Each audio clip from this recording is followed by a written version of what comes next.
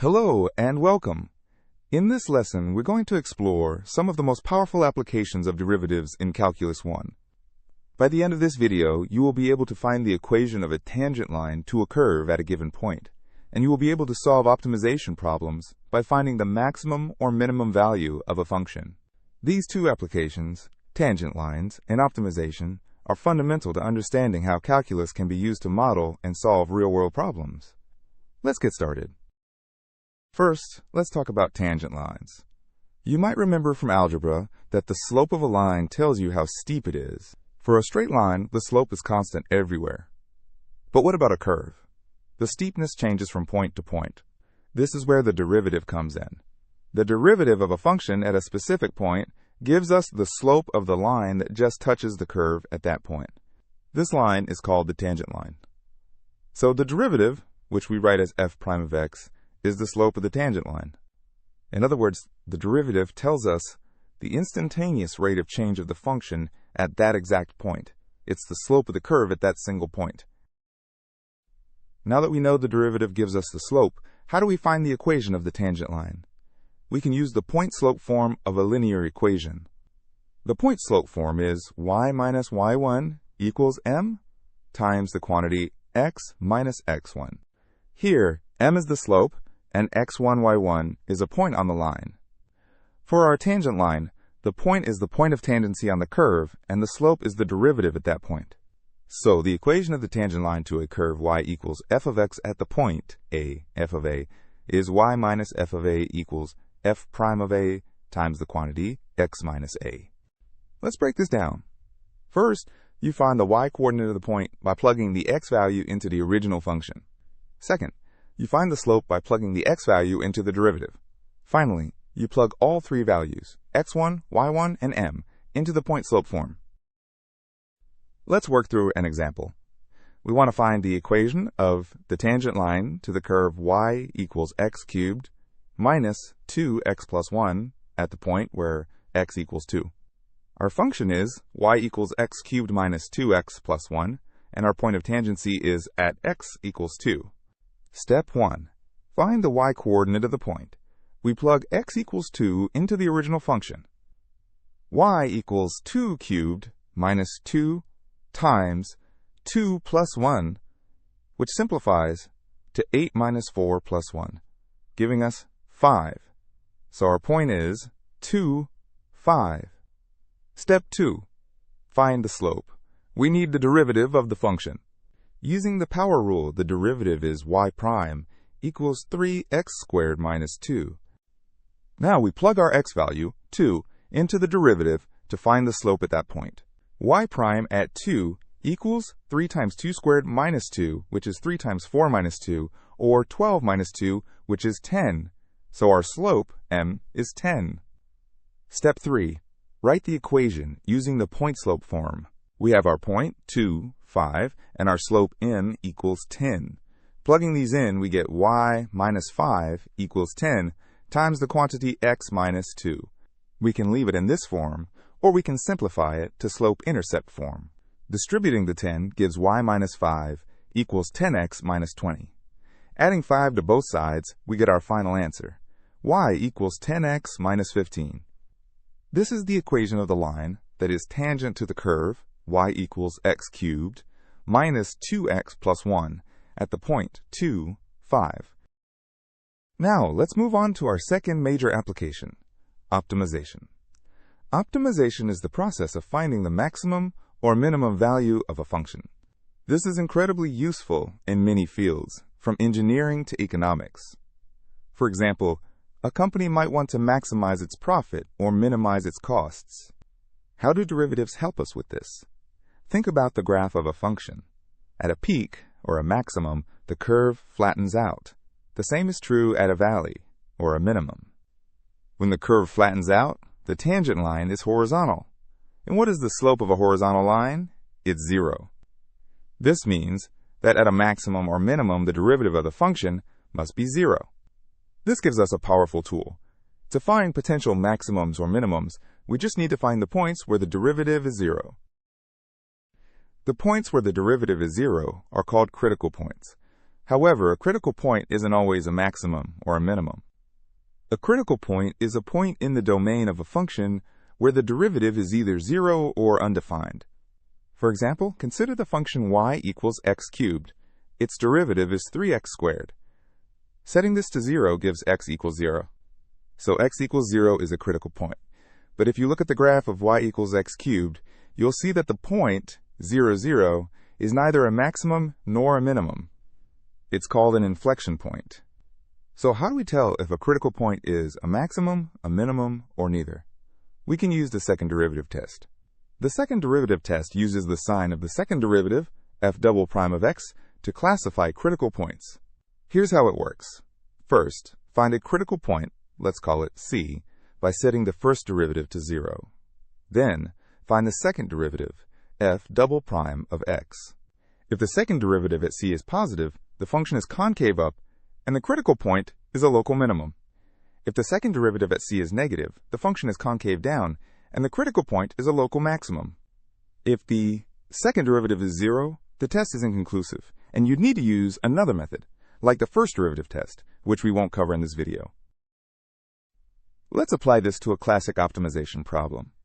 We want to find the dimensions of a rectangle with a perimeter of 100 meters that has the largest possible area.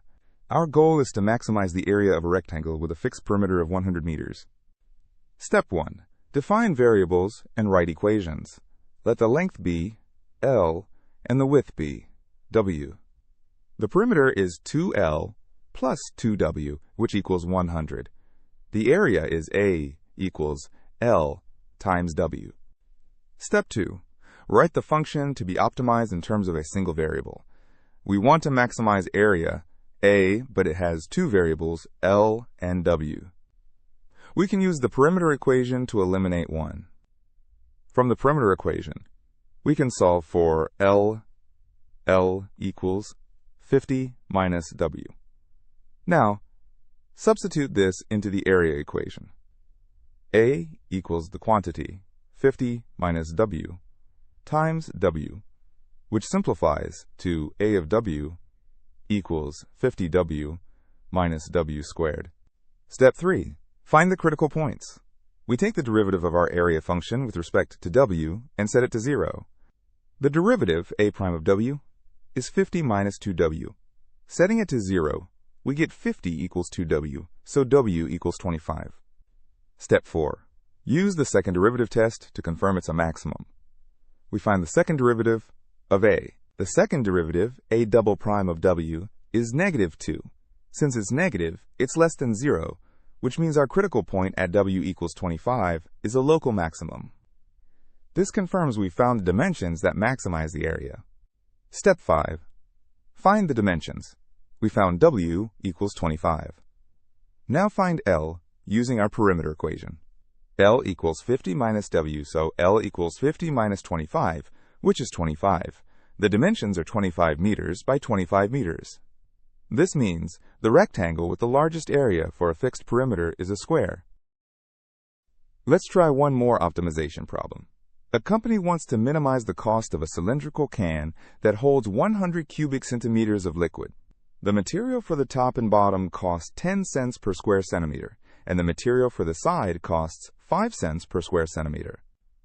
Our goal is to minimize the cost of a cylindrical can with a volume of 100 cubic centimeters. Step 1. Define variables and write equations.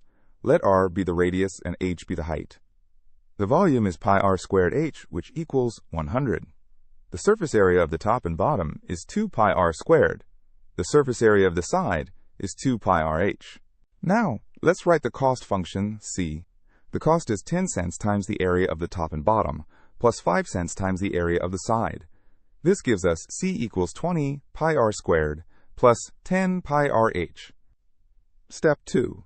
Write the cost function in terms of a single variable. We can use the volume equation to solve for h. From the volume equation, h equals 100 over pi r squared. Substituting this into the cost function, we get c of r equals 20 pi r squared plus 1000 over r. Step 3. Find the critical points. We take the derivative of c with respect to r and set it to 0. The derivative, c prime of r, is 40 pi r minus 1000 over r squared. Setting it to 0, we get 40 pi r cubed equals 1000, so r cubed equals 25 over pi. This gives us a critical point at r equals the cube root of 25 over pi. Step 4. Use the second derivative test. We find the second derivative of c. The second derivative, c double prime of r, is 40 pi plus 2000 over r cubed. Since r must be positive, this expression is always positive. A positive second derivative means our critical point is a local minimum, which is what we want. Step 5. Find the dimensions and the minimum cost. We found r. Now find h. h equals 100 over pi r squared, which simplifies to 4 times the cube root of 25 over pi. The minimum cost is found by plugging r back into the cost function, which gives approximately 750 cents, or $7.50. Let's recap what we've learned. We saw that the derivative of a function at a point gives us the slope of the tangent line at that point. We use this to find the equation of the tangent line using the point-slope form.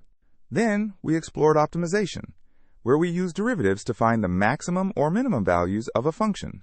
We found critical points by setting the first derivative to 0 and use the second derivative test to classify them as maximums or minimums. These are two of the most important and practical applications of derivatives. Now, let's test your understanding with a couple of practice questions. Here are 2 practice questions. I encourage you to pause the video and try to solve them on your own before I reveal the solutions. First, find the equation of the tangent line to y equals x squared minus 4x plus 3 at x equals 1. Second, find 2 positive numbers whose sum is 20 and whose product is a maximum. Take a moment to work through these problems. When you're ready, unpause the video to see the solutions. Alright, let's go over the solutions. For the first problem, finding the tangent line. First, find the y-coordinate. Y equals 1 squared minus 4 times 1 plus 3, which is 0. So the point is 1, 0. Next, find the slope. The derivative is y prime equals 2x minus 4. At x equals 1, the slope is 2 times 1 minus 4, which is negative 2. Finally, the equation is y minus 0 equals negative 2 times the quantity x minus 1, which simplifies to y equals negative 2x plus 2. Now for the second problem, the optimization problem. Let the two numbers be x and y. Their sum is 20, so x plus y equals 20.